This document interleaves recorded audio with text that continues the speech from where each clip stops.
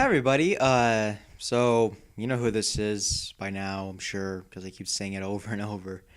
Um, yeah. So I'm kind of doing a review on Eraserhead. Well, that's not really a review.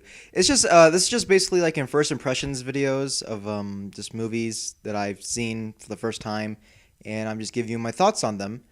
Um, in the meanwhile, I am just because I'm like writing scripts and stuff all the time. So for like little films I do every once in a while, which are coming by the way. I mean, it takes a long time when you have like frick, here we go. Just like a camera like this, consumer sort of thing here.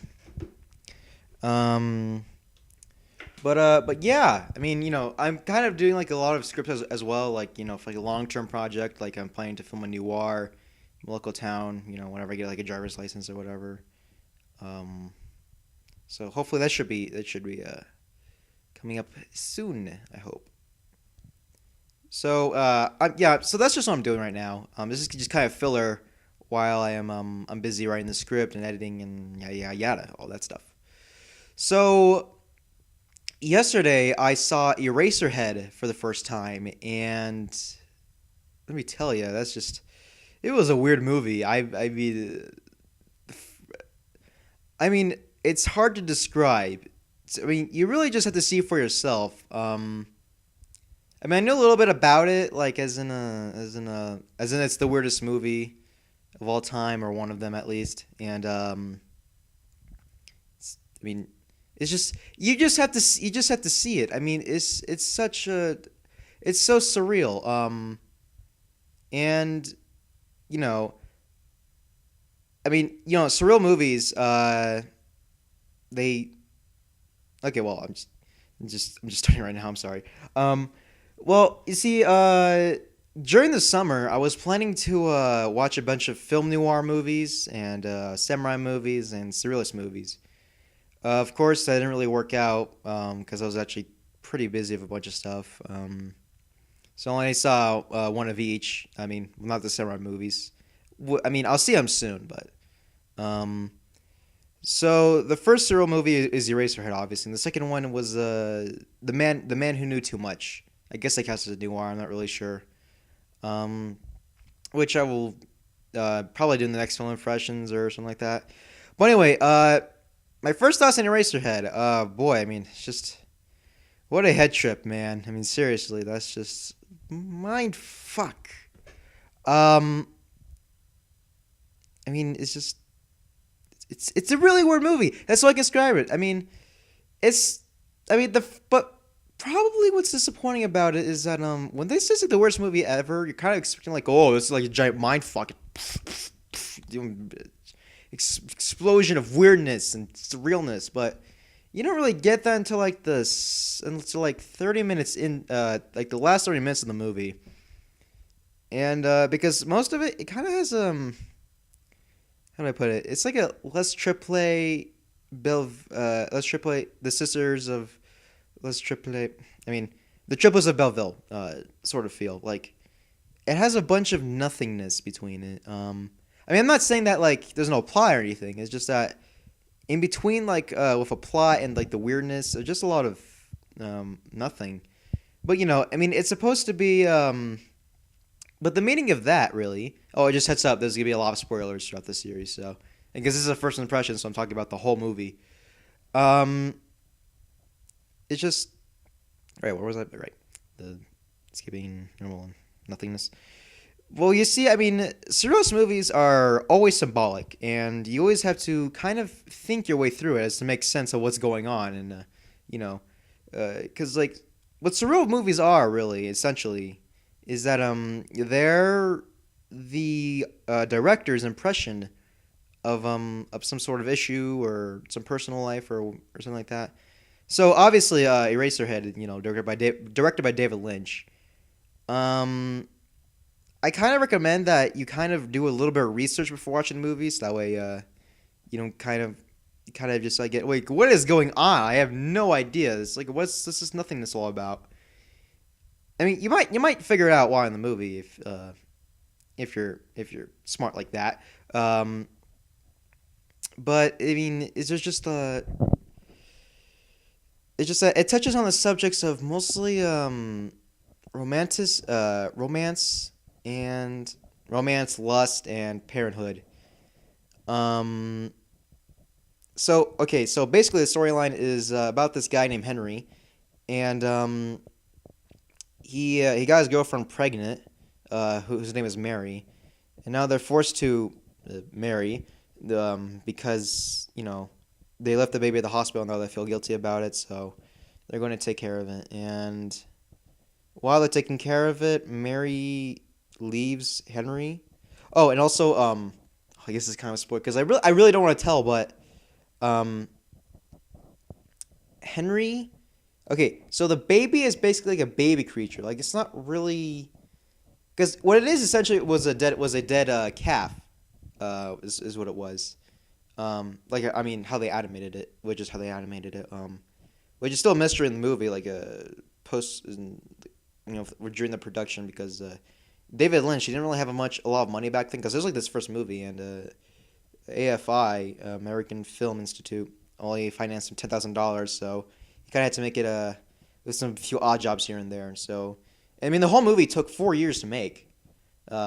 But I'm just really wrong about post production. I'll talk about that later. Nope, just production really.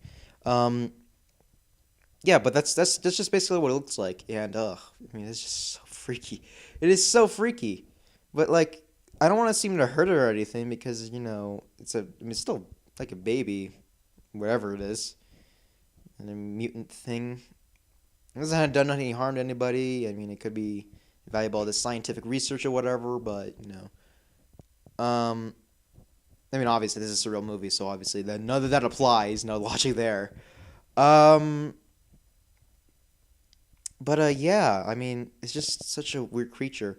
But anyway, yeah, and Henry has to take care of himself, and he has to go through this sort of phase of fatherhood and lust, and all this drama about just taking care of a baby, essentially. You know.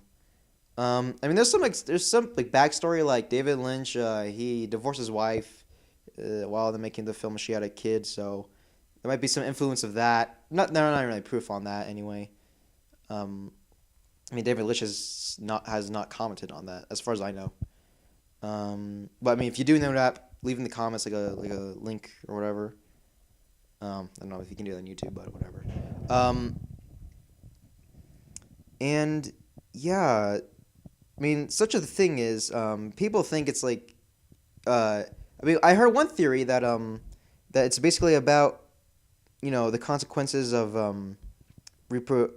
recreational sex, um, as the Eraserhead, it's kind of the innuendo there. I mean, if that's what David Lynch is going for. I mean, I have no idea what David Lynch is going for in it. He's not very clear on it. Um, I mean, he describes it as his Philadelphia story. I don't really know what that means.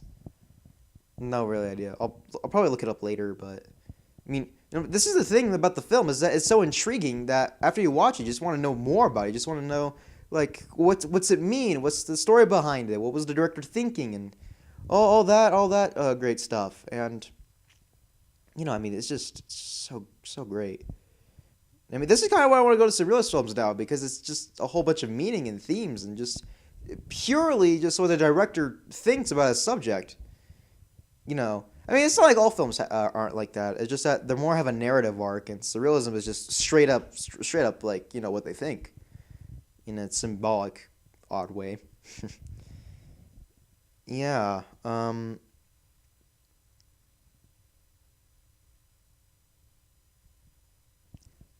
Sorry, I don't know. It's just kind of thinking about the movie. Yeah. I'm just getting over myself. Um, yeah. So Eraserhead is. I mean, it's really just a movie you have to see.